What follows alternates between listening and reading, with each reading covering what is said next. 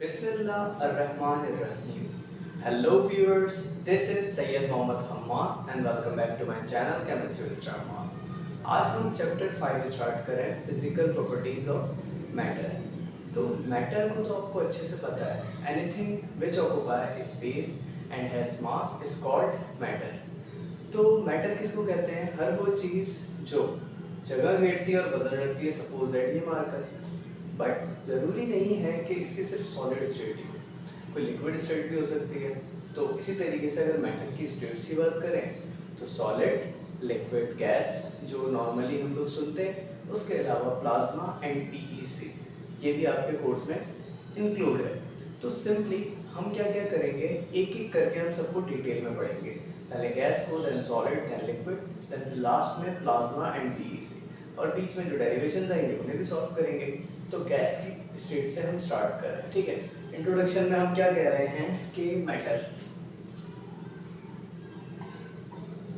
Matter हमने किसको कहा? हर वो चीज जो स्पेस ऑक्यूपाई करे, ठीक है, प्लस जिसका कोई ना कोई मास हो। और मैटर की स्टेट्स के बारे में बात करें तो हमने कहा सॉलिड, लिक्विड एंड गैस, ये मेजरली पढ़ते हैं। अगर इसके अलावा बात करें तो हम कह सकते हैं कि प्लाज्मा भी स्टेट ऑफ मैटर है, और उसके अलावा पीईसी, ठीक है। तो हम किससे स्टार्ट कर रहे हैं? गैसियस स्टेट से। तो सबसे पहले गैस क्या है हमारी? Mixture of gases. हम एयर पे भी हमारे मौजूद है। अगर एयर की बात करें हम तो उसमें मिक्सचर ऑफ गैसेस है। तो गैस की क्या प्रॉपर्टीज होती हैं इनको समझते हैं। वाइडली सेपरेटेड, मतलब कि गैस के जो मॉलिक्यूल्स होते हैं वो एक दूसरे से काफ़ी सेपरेट नजर आएंगे, ठीक है। अगर गैस के मॉलिक्यूल की बात करें इसमें तो बहुत दूर दूर आपको मॉलिक्यूल जो है वो नजर आ रहे हैं, बट सॉलिड में ऐसा नहीं होता। सॉलिड में क्या होता है, फिक्स होते हैं और करीब करीब होते हैं एक दूसरे के। उसके अलावा नेग्लिजिबल वॉल्यूम। अब एक बात आपको अच्छे से पता है कि जैसे परफ्यूम हम कभी यूज़ करते हैं तो वैसे तो परफ्यूम लाइक बहुत छोटी सी बोतल में आया हुआ है, बट अगर हम उसे स्प्रे करते हैं तो वो क्या करता है, इतना सारा वॉल्यूम ऑक्यूपाई कर लेता है।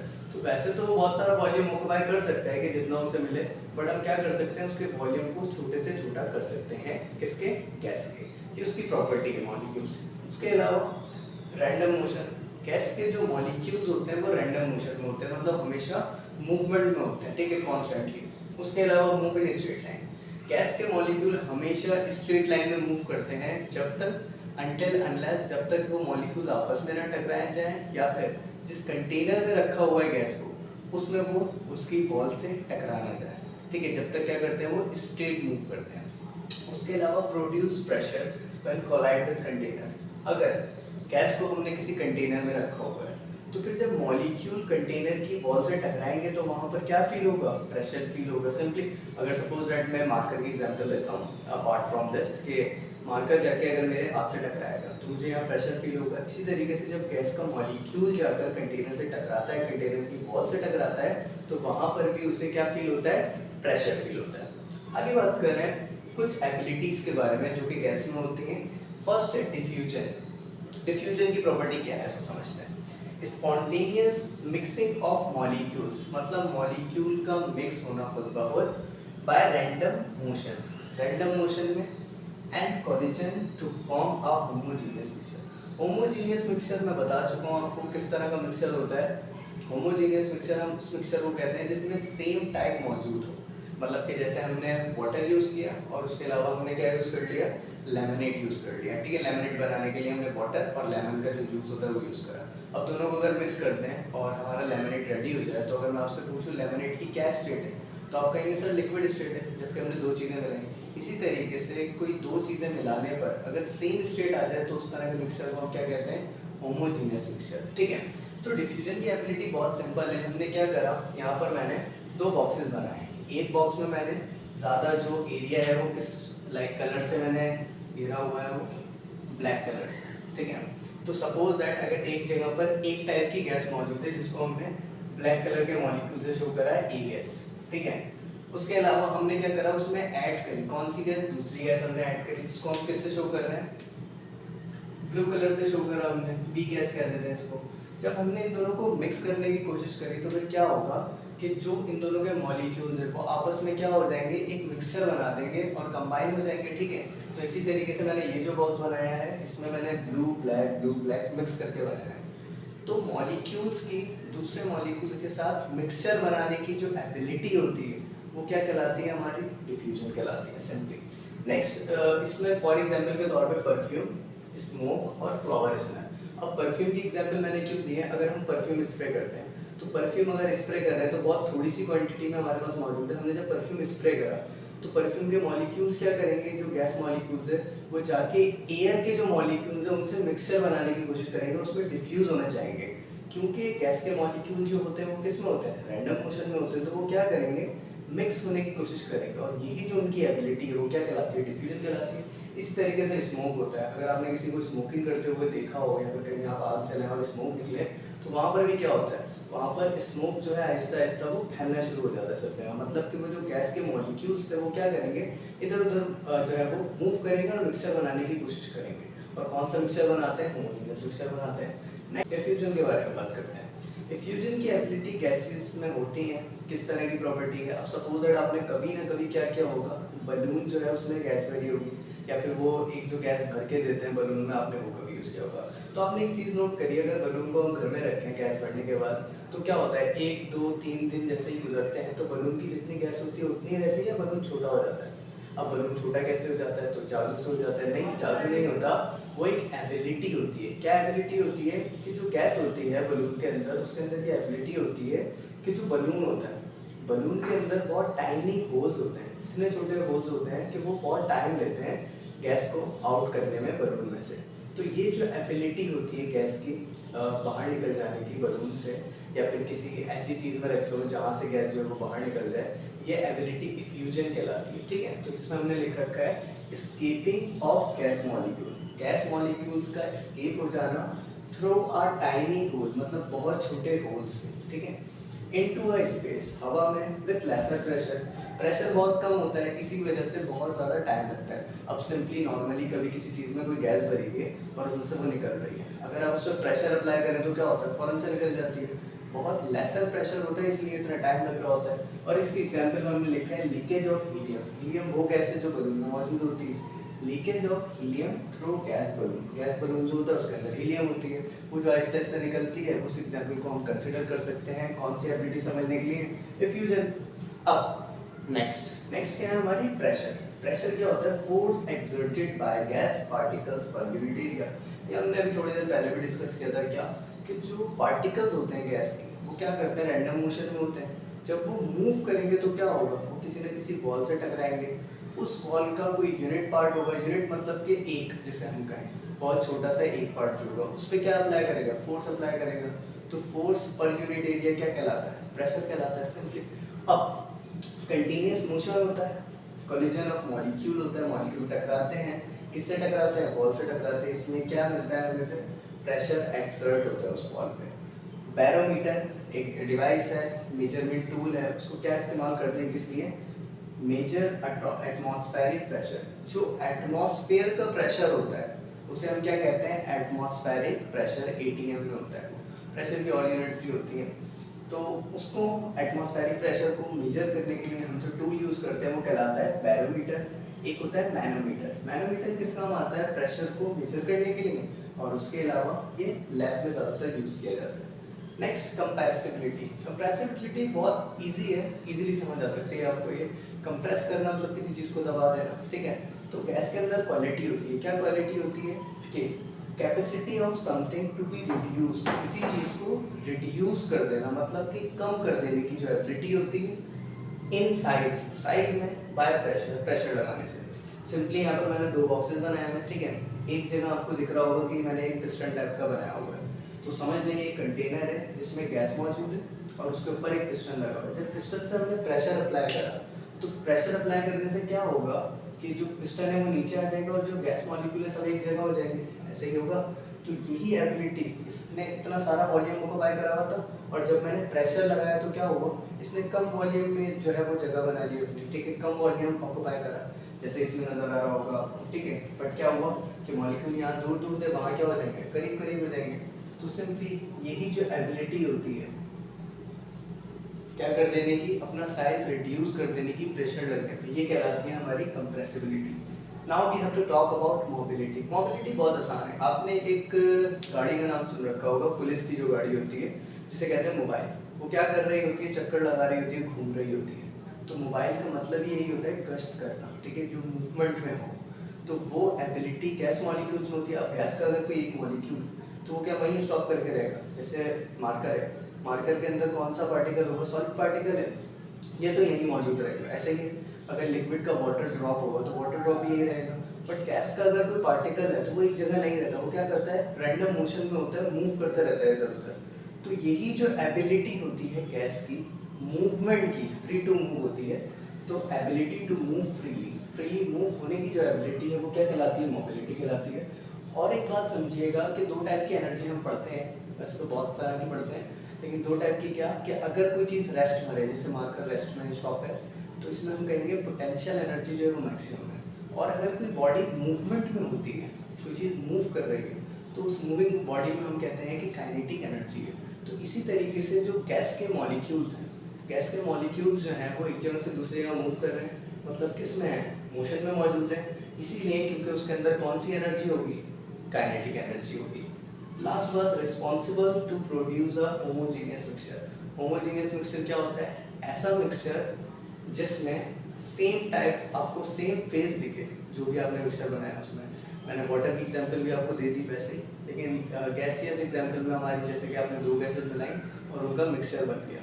और वो मिक्सचर क्यों बनता है, क्योंकि डिफ्यूजन होता है। एक गैस के पार्टिकल क्या करते हैं, दूसरी गैस से क्या करने की कोशिश करते हैं, मिक्सचर बनाने की कोशिश करते हैं। और जब मिक्सचर बन जाता है और वो पूरा जो मिक्सचर होता है वो कौन सी स्टेट में होता है, गैसियस स्टेट में होता है, इसीलिए उस मिक्सचर को हम क्या कहते हैं, होमोजीनियस मिक्सचर। नेक्स्ट डेंसिटी के बारे में बात करेंगे, और उसके अलावा दो डेरिवेशंस हैं। वो डेरिवेशन समझना बहुत इंपॉर्टेंट है, क्योंकि उन डेरिवेशन से फॉर्मूला ड्राइव होगा, और जो फॉर्मूला है वो न्यूमेरिकल्स में यूज होगा। तो डेंसिटी स्टार्ट करते हैं, देन फिर डेरिवेशन स्टार्ट करते हैं। Density is equals to mass over volume. जैसे कि हमने बात करी कि गैस जो है वो स्टेट ऑफ मैटर है, स्टेट ऑफ मैटर है तो इट्स मीन दैट कि मैटर का मास होता है, तो गैस का भी मास होता है। और गैस जो है वो वॉल्यूम को ऑक्यूपाई करता है, कोई ना कोई जगह घेरता है, ठीक है। तो इसी चीज़ का रेशियो, उसके मास का और वॉल्यूम का अगर रेशियो निकाला जाए तो वो क्या कहलाता है, डेंसिटी कहलाता है सिंपली। और the density is a degree of closeness of a molecule. Simple इसकी डेफिनेशन करें तो इस तरीके से कह सकते हैं कि क्लोजनेस कितनी है मॉलिक्यूल की, कि वो कितना वॉल्यूम ऑक्यूपाई करता है। जैसे कि अगर मैं आपको कहूँ कि गैस का नॉर्मली हम क्या कहते हैं कि मास बहुत कम होता है और वॉल्यूम बहुत ज़्यादा होता है। इसी वजह से जो गैसेस की डेंसिटी होगी, अगर वॉल्यूम ज़्यादा है और मास कम है, इन दोनों को हम डिवाइड करेंगे तो गैस की डेंसिटी क्या आएगी, बहुत कम आएगी। इसी वजह से गैसेस की डेंसिटी जो है वो बहुत कम होती है। अगर उन्हें कंपेयर कर लें हम लिक्विड से, तो लिक्विड की density as compare to gas ज़्यादा होती है। और कुछ बात पढ़ेंगे हम, gases are less denser than liquid. जैसे मैंने आपको कहा कि गैसेस की जो डेंसिटी होती है, क्योंकि उनका वॉल्यूम ज़्यादा होता है, ज़्यादा ऑक्यूपाई कर सकता है, और मास कम होता है, इसी वजह से उनकी डेंसिटी कम है as compare to liquid. Next, expressed in, मतलब डेंसिटी की कोई यूनिट भी होगी। अब सिंपली बात समझिए कि वॉल्यूम की यूनिट जो होगी ना, हमेशा आपको मीटर क्यूब करके मिल रही होगी, ठीक है। तो डेसीमीटर क्यूब वॉल्यूम की यूनिट और मास की यूनिट ग्राम। तो कंप्लीट डेंसिटी की यूनिट क्या बनेगी, ग्राम पर डीएम क्यूब। एक बात और समझिएगा कि सपोज दैट अगर हम बात कर रहे हैं किसी गैस मॉलिक्यूल की, गैस मॉलिक्यूल को अगर हीट दी जाए, तो गैस के मॉलिक्यूल्स जो होते हैं ना, उनमें एनर्जी ज़्यादा आ जाती है, जैसे काइनेटिक एनर्जी बहुत ज़्यादा आ जाती है, ठीक है। और अगर उन्हें कूल किया जाए, मतलब कि उनकी जो एनर्जी है उसे कम करा जाए, लो करा जाए, किस तरीके से उनको टेम्परेचर दिया जाए, कूल करने के लिए नेगेटिव साइन में टेम्परेचर दिया जाए, तो फिर क्या होता है कि जो गैस के मॉलिक्यूल्स होते हैं उनकी कैन इंक्रीज बाय कूलिंग, उनकी डेंसिटी को बढ़ाया जा सकता है।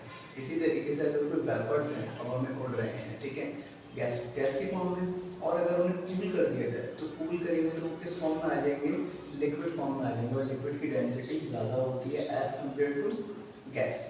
तो सिंपली कैन इंक्रीज किया जा सकता है गैस के मॉलिक्यूल्स की डेंसिटी को बाय कूलिंग के जरिए। Now we have to talk about derivation. तो नॉर्मली हम गैसियस स्टेट की बात करें तो हम 4 चीज़ों को पढ़ते हैं। एक कहलाता है गैसियस का मोलर मास, उसके बाद वॉल्यूम, टेम्परेचर, प्रेशर, इन चारों के बारे में बात करते हैं। बट इस डेरिवेशन में हम किसके बारे में बात करने वाले हैं? 3 चीज़ों के बारे में, ठीक है।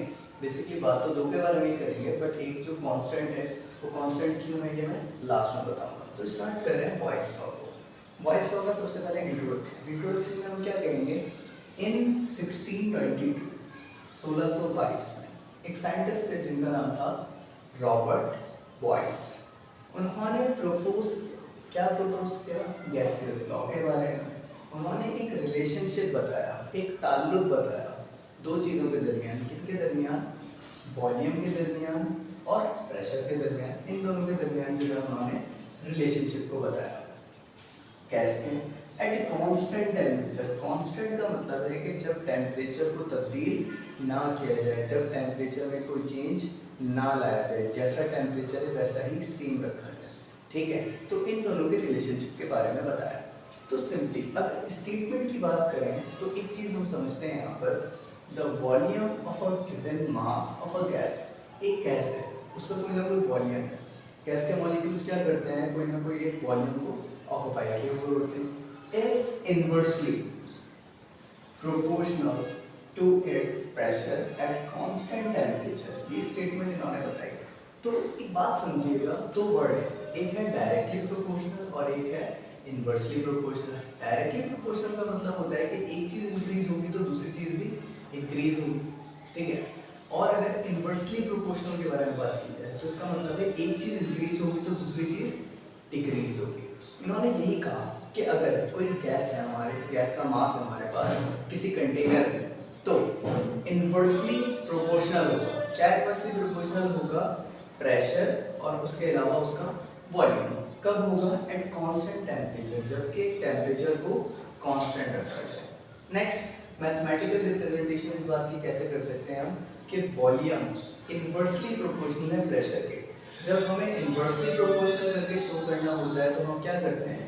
1 अपॉन करके उस वैल्यू को लिख देते हैं, जैसे यहाँ पर लिखा हुआ है।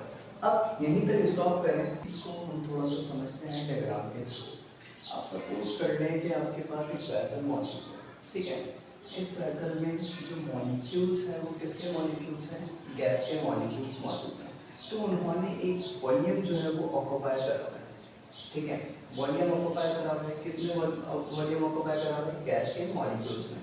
और ये जो हमने बनाया हुआ है पिस्टन, ये पिस्टन क्या काम कर रहा है? हमने स्टॉप करके यहाँ रखा हुआ है, ठीक है। अगर हम इस पिस्टन को आगे बढ़ाते हैं और यहाँ से इस पिस्टन के थ्रू हम क्या करते हैं? प्रेशर अप्लाई करते हैं। अगर प्रेशर को अप्लाई करेंगे तो क्या होगा, इस बात को समझते हैं। जब हमने इस पिस्टन से प्रेशर अप्लाई किया तो वॉल्यूम जो है वो आहिस्ता आहिस्ता पिस्टन नीचे आया और जो गैस के मॉलिक्यूल्स बहुत ज़्यादा दूर दूर थे एक दूसरे से और बहुत ज़्यादा वॉल्यूम ऑक्यूपाई करा हुआ था, आहिस्ता आहिस्ता वो करीब आने लगे। और जो उन्होंने ज़्यादा वॉल्यूम ऑक्यूपाई कराया था वो प्रेशर लगने की वजह से आहिस्ता आहिस्ता वॉल्यूम कम होता हुआ नजर आया। तो यहाँ पर आपको बात समझ आ रही होगी, यहाँ बहुत दूर दूर मॉलिक्यूल्स हैं और यहाँ पर मॉलिक्यूल्स कंजस्टेड हो गए हैं। क्यों? क्योंकि पिस्टन आगे बढ़ गया। तो यहाँ पर आप देखें जो वॉल्यूम है वो क्या हो चुका है? कम हो चुका है पहले से। किसकी वजह से? प्रेशर लगने की वजह से। तो बिफोर आफ्टर करके मैंने एक डायग्राम बनाई है। पहले क्या था कि वॉल्यूम जो है वो ज़्यादा ऑक्यूपाई कर रहा था क्योंकि प्रेशर कम लग रहा था। अगर प्रेशर को हमने बढ़ा दिया और पिस्टन को आगे बढ़ाया तो गैस के जो मॉलिक्यूल से बहुत कंजस्टेड फॉर्म में आ गए, ठीक है, और उन्होंने वॉल्यूम कम ऑक्यूपाई कर लिया। तो सिंपली प्रेशर बढ़ाने से वॉल्यूम कम हो गया। ये बात समझ आ गई? तो यही बात तो यहाँ लिखी हुई है कि वॉल्यूम हमारा कम हो जाएगा कब? जब प्रेशर को इंक्रीज करेंगे। और इसी बात को अपोजिट कर दें, प्रेशर बढ़ाने से वॉल्यूम कम हो जाएगा, ठीक है ना, सिंपली। अब ये जो डायरेक्टली इनवर्सली प्रोपोर्शनल का साइन है ये हटता है तो इक्वल्स टू आता है और एक कांस्टेंट आता है। तो इक्वल्स टू आया और कांस्टेंट आया के और 1/p था, इसका मतलब k बन रहा है। k हो सकता है तो ये डेरिवेशन हमारी बन सकती है v = k/p। अब जो K है और P है ये दोनों किस फॉर्म में है, डिवाइड की फॉर्म में है। जब P यहाँ K से डिवाइड हो रहा है तो दूसरी तरफ जाके एक वस्तु में क्या हो जाएगा, मल्टीप्लाई हो जाएगा। तो सिंपली P V के पास गया और मल्टीप्लाई हो गया, तो हो गया PV is equals to K। अगर इनिशियली बात करें हम तो हम कह सकते हैं कि P1 V1 K के बराबर है, और अगर फाइनल स्टेट के बारे में बात करें गैस की तो तब भी हम क्या कहेंगे कि P2 V2 बराबर किसके होगा, K के बराबर होगा, क्योंकि कॉन्सेप्ट हमने अभी पढ़ रखा कैसे K के बराबर होगा। ठीक है, तो अगर ये दोनों ही K के बराबर हैं तो इनको कंपेयर करवा सकते हैं, और अगर कंपेयर करवाएंगे तो बनेगा P1 V1 is equals to P2 V2। आगे जाके ये फॉर्मूला बहुत काम आने वाला है। ठीक है, तो इसको अच्छे से समझ लीजिएगा। और एक और इम्पोर्टेंट चीज़ इसका ग्राफ, इसको ग्राफ को समझते हैं देन फिर चार्ल्स लॉ पढ़ते हैं।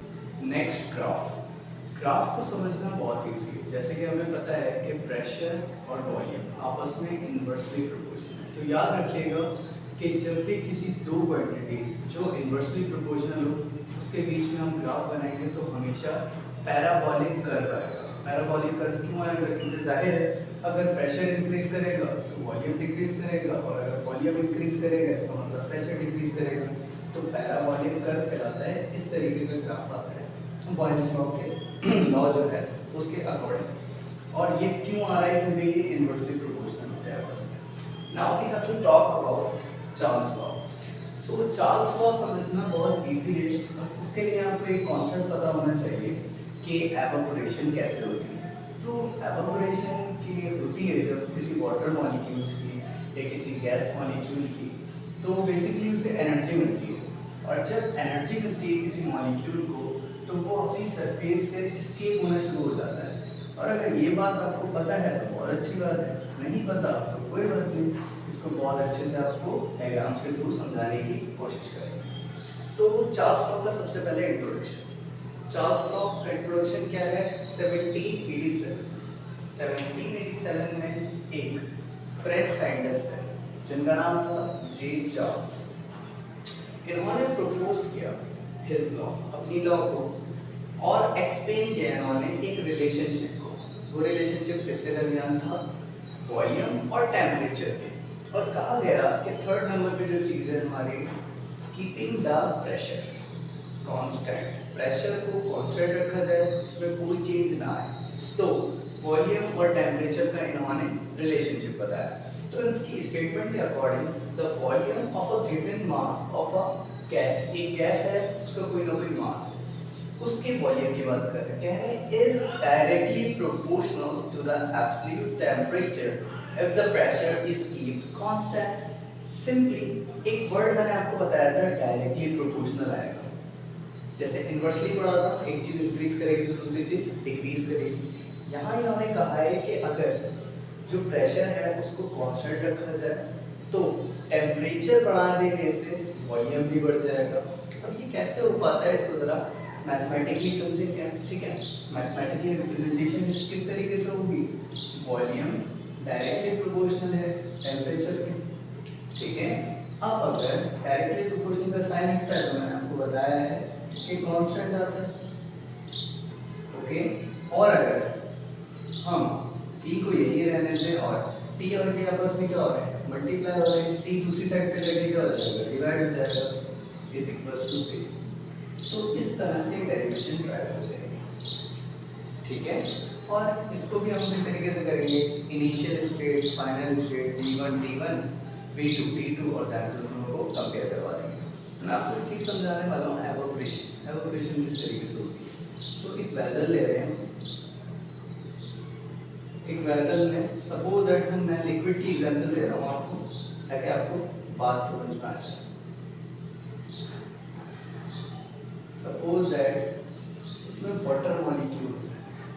वाटर मॉलिक्यूल्स क्या करेंगे, वाटर मॉलिक्यूल्स पे जब टेम्परेचर अप्लाई होगा, यहाँ से हमने इक्वल टेम्परेचर अप्लाई करा, तो जो हीट एनर्जी होती है वो वाटर मॉलिक्यूल्स में क्या करेगी, स्टोर हो जाएगी।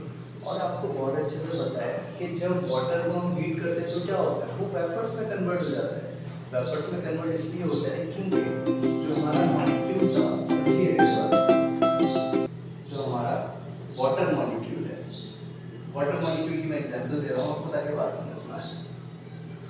वाटर मॉलिक्यूल अगर हमारा है और हम उसको क्या करते हैं, हीट करते हैं, मतलब कि टेम्परेचर देते हैं। जब टेम्परेचर देते हैं तो उसमें टेम्परेचर जो है वो स्टोर हो जाता है।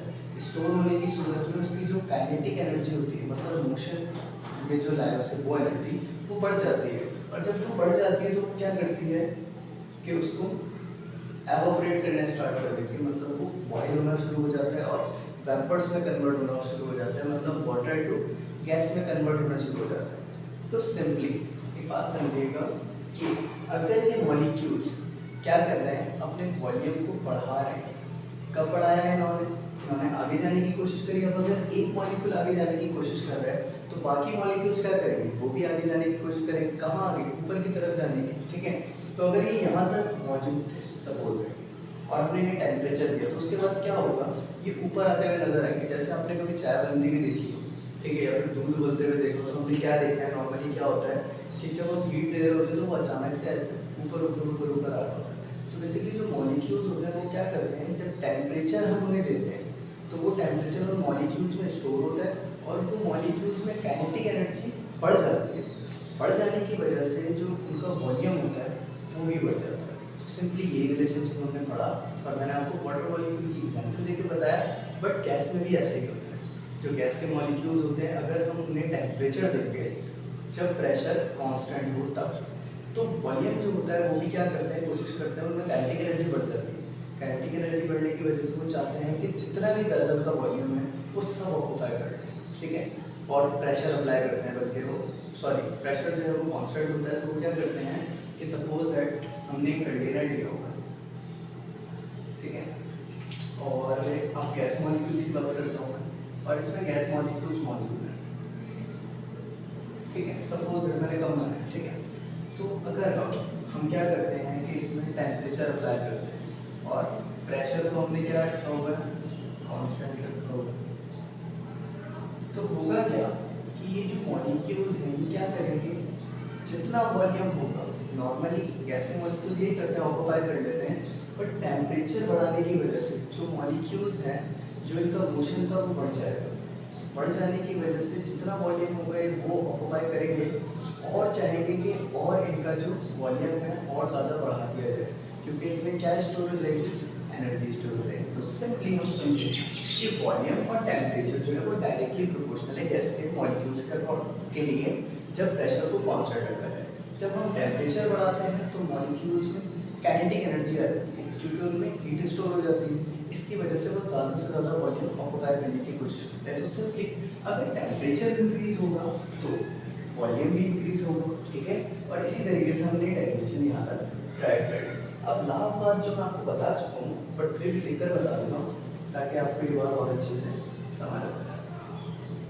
और फिर न्यूमेरिकल्स करेंगे तो न्यूमेरिकल्स में आपको प्रॉब्लम नहीं होगी बिल्कुल भी, ठीक है।